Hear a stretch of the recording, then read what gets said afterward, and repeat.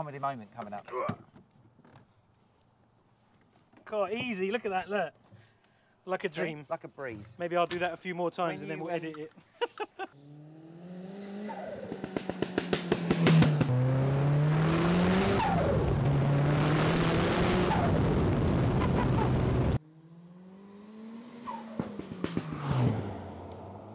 Hey guys, we're here today with Neil from MK Sports Cars. Is that right? MK Sports Cars? It is right. Yeah, MK Sports Cars. Now, obviously, if you're watching this video, you know that we're probably going to be building a kit car, and who better to do it with than MK. We've come here today. They're going to show us around some of the cars. We're going to talk about all the things that you can do, how to do it, what you can do it with, all the extra money you can spend on upgrades, and what engines, and basically all of that stuff. So I'll let Neil introduce his company, and then we'll get into the nitty-gritty. So we are MK Sports Cars. We manufacture a 7 replica vehicle. The ones that the guys are looking at is based on the MX-5. We all know that the MX-5 is a great little sports car. Doesn't actually like the MOT time of the year because they're a little bit rusty. So what we do is we take all the good bits off the MX-5 and we fit them into one of these. We've also got an upgrade path as well, and we'll talk about that later. Yeah, we've had a discussion about engines and we'll get all into that. So let's get stuck into it. We'll get in the car and we'll get chatting.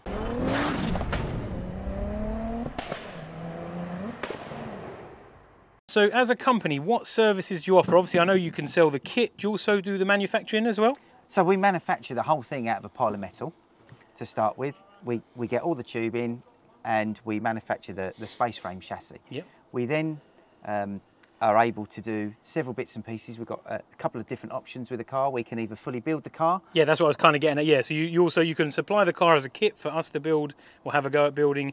You also, for the other people that maybe don't want to do, like we were talking earlier, the brake lines, the fuel lines, all the things that get a bit scary, you're happy to do them, or you can do a complete build start to finish as well. Yeah, we've got a couple of options. So you can either do a kit build, or you can either do a fully built car. We'll fully build the car for you. So we've got two options with the kit. We can either fit the give you everything and we don't do anything, or we can also fit the brake and fuel lines and we can fit the floor pan for you as well. It makes sense, because I must admit, when I did it, we were thinking about it and we were discussing it, doing brake lines is one of those things, isn't it, where I'm happy to change pads, but then when it comes to bleeding brakes, you think, I hope I did it right when you're going down the road first time. That's right, yeah. So that's why we offer that service. Also as well, if you're going to buy a good tool to do the brake and fuel lines, it can actually be more expensive than getting us to do the brake and fuel lines for you. Oh, so amazing. This is all part of your bespoke vehicle that you're building. So it's a kind of a bespoke analog driving experience that we offer. Nice. Right, so kit-wise, what kits do you offer? Because obviously I've seen, we've had a little look around, and obviously we've seen these cars, but you also are going to be looking to do some other kits in the future as well. So you're doing this, I call it a kit car, and we've already had a debate. It's a sports car. We're trying to call it the sports car because now although it comes in boxes and it is a kit, it's not something that you need to fabricate. So you're just assembling parts together. Yeah. So it's a little bit different from the vehicles of old, where you've had to fabricate quite a lot of bits and pieces. You don't have to do that if you choose not to. And so range-wise, we've had this discussion. There is multiple options. You don't just have to have an MX-5 if you don't want the MX-5 option. No, so there's two different options of the Indy, which is the car that you've been looking at. We can either do a Mazda base car, or we can do a Ford base car. Now the Ford base car is all brand new components. We re all the Ford bits because Ford's really quite expensive now to get hold of a donor vehicle. So what we've done is we've remodeled and remanufactured all of the components that you would use on the vehicle, such as the front uprights, the rear drive flanges, the drive shafts, and basically all the bits and pieces that you would need from the Ford donor car. So you can either go donor vehicle or you can go new vehicle. Yeah, because I'm moving on to my next question, which ties in quite nicely.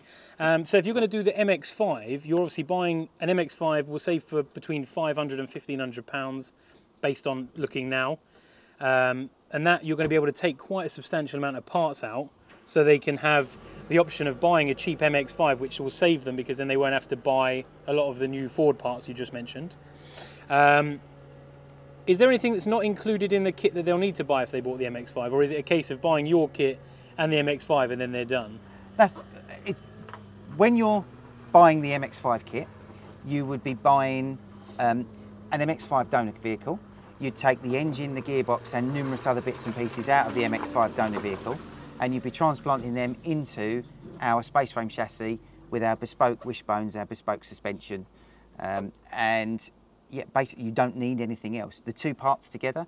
Now we have two modules. Module 1, which is effectively a rolling chassis plus your donor car. Module 2 is the bodywork, and then we have a list of options, anything that you need to decide on. So you might decide to go for comfy seats, you might decide to go for fiberglass seats. They're all decisions that you need to be made. So modules 1 and 2 are decision free. Yeah, because you need everything included. You need all of those parts. And then the options at the end of it are basically what you need to... A predator of how much carbon and lightweight and exactly shiny and... Yeah. Depends how mad you want to go. And that's why we call it a bit of a bespoke vehicle, because there's no two vehicles the same. Exactly, yeah, because there's so many variables. You get to choose everything from wheel choice to seat choice to cage colour to exhaust style, etc, etc. We can do the whole lot. We can do a standard exhaust, a carbon exhaust. We can do fiberglass seats, we can do carbon seats, we can do padded seats, we can do fiberglass dashboard, and the whole thing goes on and on and on. So that's brilliant. Rough build time in hours. Now this could be for either myself or for your company. Obviously myself, it depends, I'm guessing, how quick you are and how sort of do it. But what do you have like a time? Is it like a 120 hours, 500 hours, or if you were to assemble it? I know obviously no two are the same, but if you were to build a base spec MX-5 kit car, sports car. Do you have a rough time? Just out of interest more than anything. When you're building the base spec vehicle, you're going to be looking about 300 to 400 hours. Okay, that's cool. In doing it, yeah, it doesn't take long. The record, we've had a guy take 16 weeks doing it. He worked nights and he had a baby on the way, so he really got knuckled down. Really knocked it out before the baby came. Yeah. Cracked it out. But 16 weeks is our current record from receiving his kit to fully blown IVA pass. Decent. So yeah, that was because I mean, I think looking into it, unless you've got copious amounts of free time, you're going to be looking at probably a year, just fettling along as you go. You could probably pull it in. You'll be pretty surprised. I mean, it comes into a car very, very quickly. At the end of the day, you're only bolting parts together, so it will look like a car. The bits where you're building the vehicle and the bits that appear to slow you up will be the wiring loom. It's about a week to do the wiring for somebody who's never done it before. You guys, obviously, with your wiring skills. Well, then, yeah, but house electrics and car electrics are a completely different thing. It's a piece of wire that you run along, and what course. comes in the end comes out the other end. So, yeah, it's that those bits and pieces are you're gonna be doing it, and you're gonna be eating up a whole load of time. But that's why the Mazda kit is designed for the home builder, because you're not actually spending a lot of money, you're just investing some time in there. Yeah, definitely. Especially doing the MX-5 build, you're also doing the Module 1, you're going to be having the car, which means you're going to have to take the MX-5 apart. That's obviously some time. And obviously putting some of those parts and doing the floor pan, the brakes and stuff, you can do quite a bit before you even get really stuck into it, can't you? So the idea is that we have a lead time on the delivery of the kit. So when you order, if you were to get your MX-5 at about that kind of time, if you get the right MX-5, which has got a little bit of MOT left on it, then you can drive it around, make sure it doesn't blow blue smoke.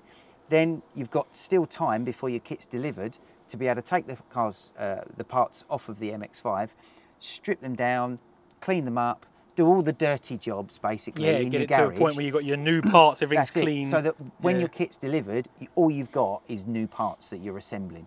So you're breaking up the build process into phases, if you like. You've got the rebuild phase, and then you've obviously got the build phase, which happens, which is going to take approximately. Well, it's nice because it's that kind of the journey, isn't it? It is. It's all because about that's why people want to do it. Because I'd love to say you go somewhere and they say, "Oh, what is this?" and you say, "Oh, I built it," and then you get to list everything off, and then that's sort of that feeling you get when you I did this. You know what I mean? Even though you got it as a load of parts to assemble, you still built it, you designed it, etc. This particular car comes, you're buying the chassis, you're not just buying the bits of steel and welding the whole thing together. Well, this is why we wanted to do this one, because it empowers everyone who can sort of I said to you earlier when it built IKEA furniture and put some Meccano together.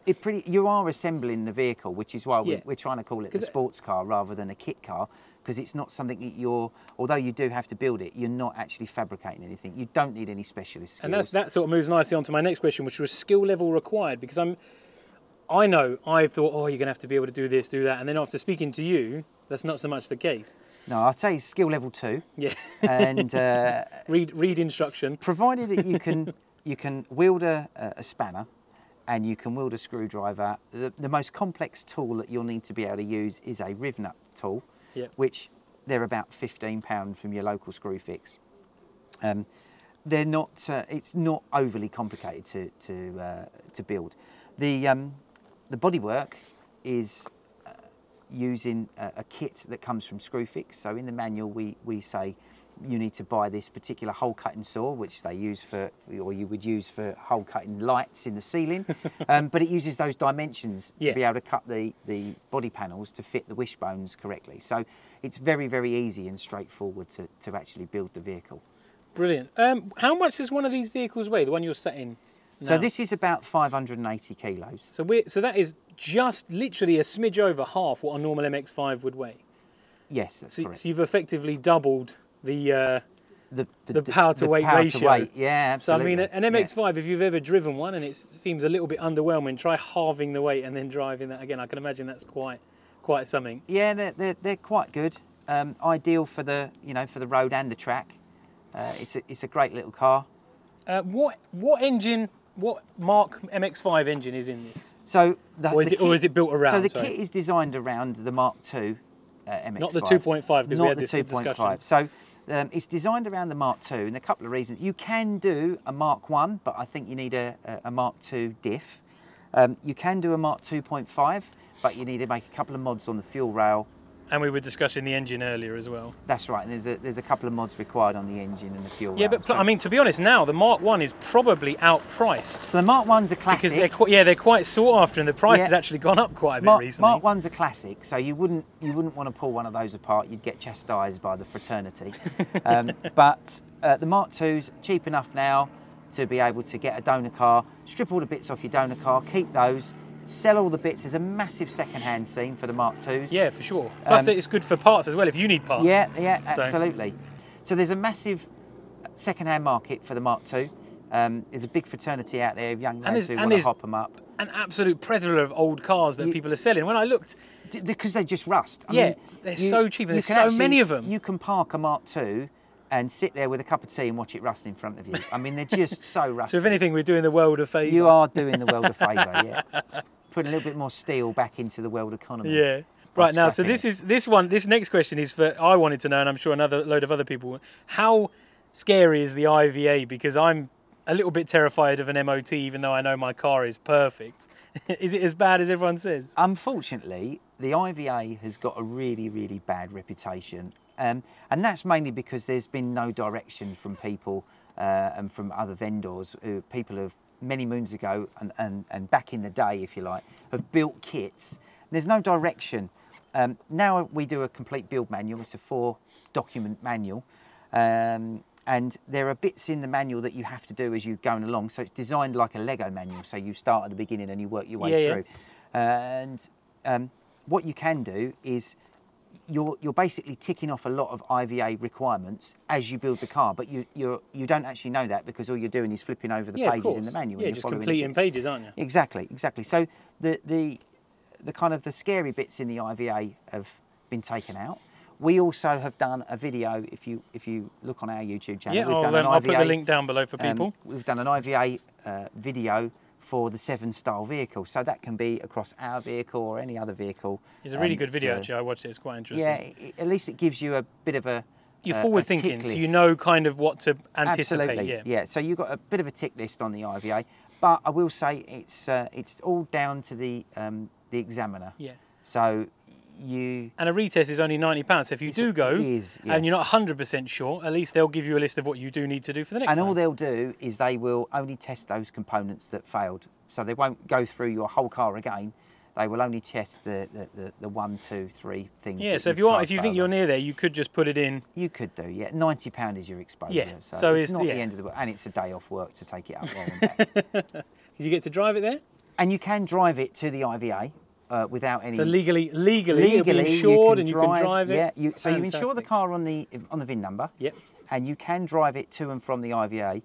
If you do that, my recommendation is at least put a bit of cardboard on the back that says IVA test. Yeah, because you get tugged every 5 minutes with no number plates. Yeah, on boys a hot in one. blue don't pull you over because you've got no plates on the car. So it is a legal requirement. I'd probably suggest not to do that. Yeah, it makes sense, doesn't it? Might make for a fun drive out. First drive out, virgin drive out, and you're going to your IVA station. So and the benefits of using an MX-5 as a donor car is you can keep an age-related plate rather than the Q plate, because I don't know if I'm like you, but I don't like Q plates. It looks there's a big stigma on it looks the a Q bit plate. odd, So doesn't there's it? a couple of things with the Q plate. Actually, it is into your benefit at MOT time, because they do a visual smoke test. So they don't actually do a lambda up the exhaust pipe. They just do a visual smoke test. That's all the emissions are. So it can work in your favour if you're running some crazy horsepower that's not going to meet some emissions or something like that. But a Q plate. So there's 3 different types of number plate when you're building a car. From a box, which I won't call a kit car. It's a brand new registration, so that's all brand new components. You can have one reconditioned component, which is possibly your engine or your gearbox. One of the big bits. One of the fundamental components can be reconditioned as new. So you can do a brand new number plate. You can do a year registration, but it's not actually the number plate that comes off of your donor vehicle. So if you say a V-Reg.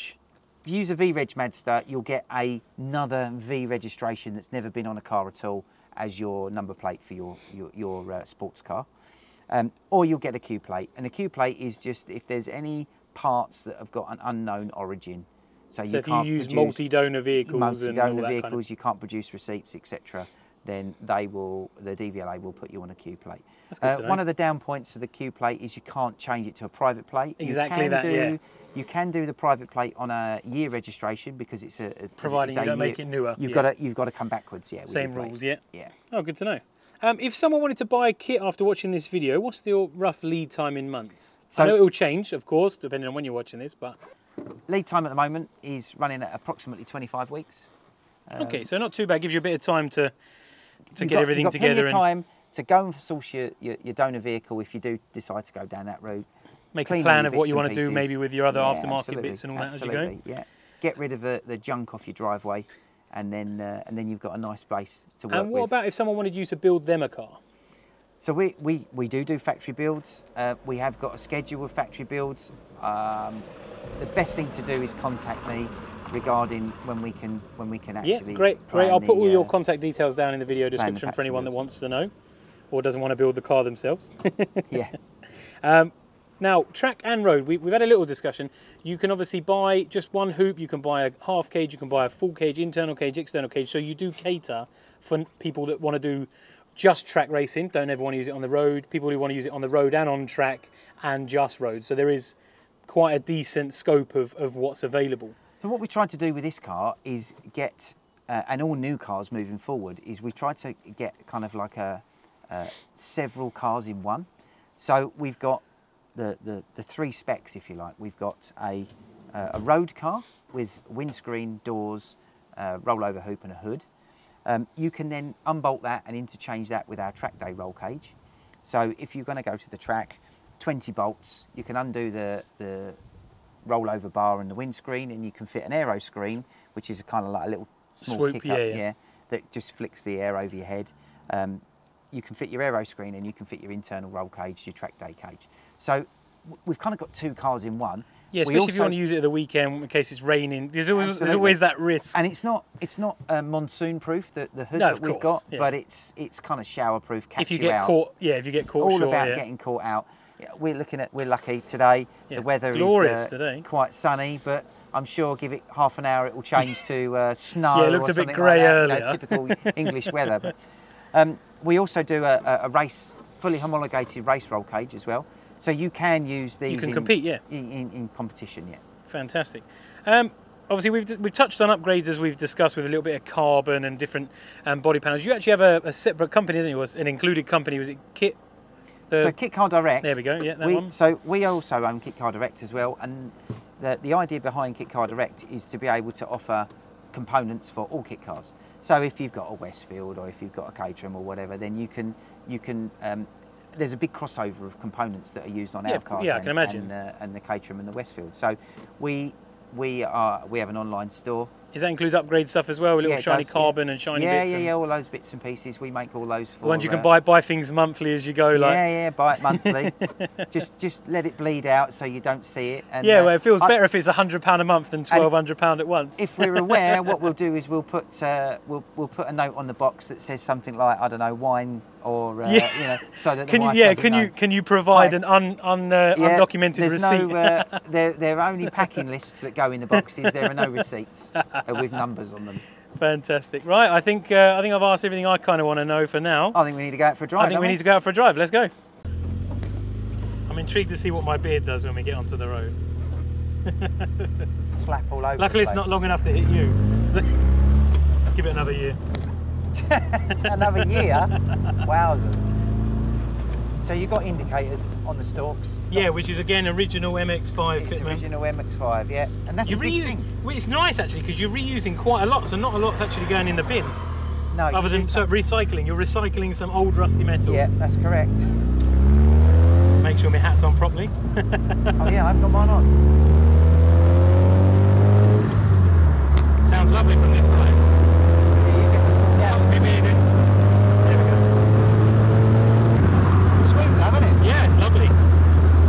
Wouldn't advise having a big beard in a kit car unless you're wearing a helmet. It's a sports car.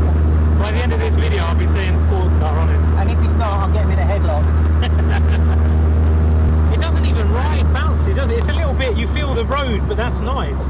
It's not uncomfortable. I mean, you look at these and you think, oh, you're going to get a bad back because it's quite rough. It's not. Even in the... it's because independent suspension, isn't it? Yeah, so it's very compliant for the road, the independent suspension cars. Very compliant. Right, so little pit stop there. Put my sunglasses on.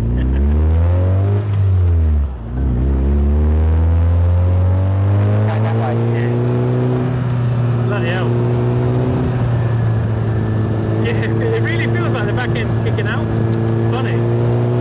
I better swing my hat round before I lose it. It's mad how quiet that is running.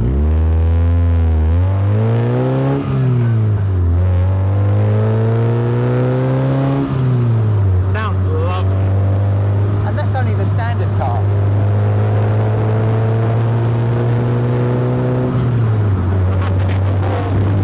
Before we really looked into building these, we kind of crossed the MX5 off because we were like, oh, it's only 140 horsepower, and you do think. I'm straight into like, right, I want 200 or 300 horsepower. So you really don't need it. You don't need 200 horsepower. I can see this being enjoyable. Yeah. I can see this being... is like our magic number. Yeah. You'll have a really exciting... Without being too fast, spinning the wheels and... Yeah. It feels like there's a door that's going to open, you're going to fall down. It's so funny. It just navigates the bumps and the curves of the road so well. It's very good on the bumps. It's very good on the undulations in the road. Yeah, it's better than you expect.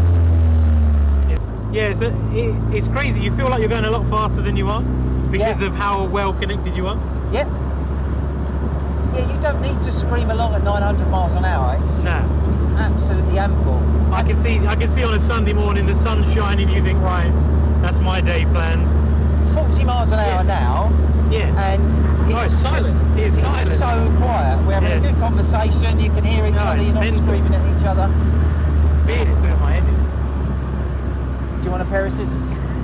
No. That's the look. Can't get rid of the look. I'll have to bring a hairband with me next time. Where would the rest of Mumford and Sons be without you, you know? ZZ Top is the goal. Oh, ZZ Top. The noise.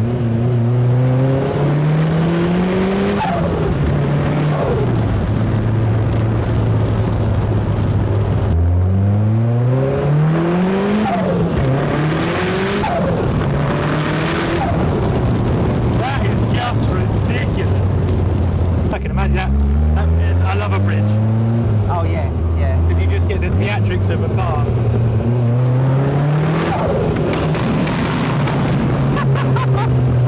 Oh, brilliant. Yeah, so you knock it up a gear and it drives like a normal Mazda, doesn't it? It's just mad. So it just depends where you are in the rev range as to whether it wants to throw you into a bush. It's like, it is literally, because it is, it's in third gear, the third gear, gentle throttle, it just glides around. Yeah, second gear is like, let me go, let me go. It's a bit like riding a tiger and poking its eye with a stick. Yeah. So you can drive it quite sedately. Yeah.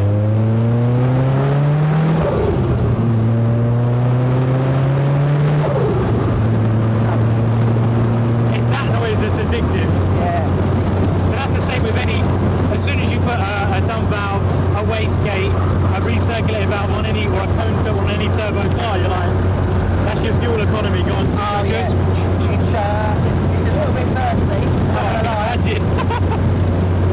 Yeah. The problem is when you're on boost, it's just sucking it down, isn't it? Yeah, it does.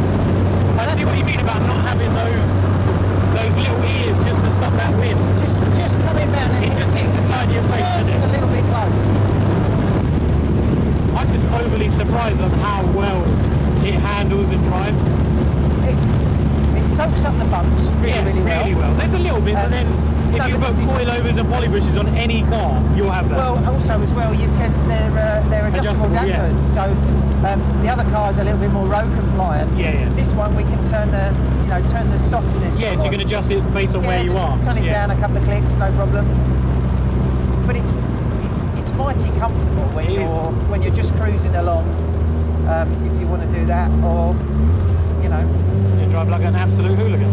you can Either or.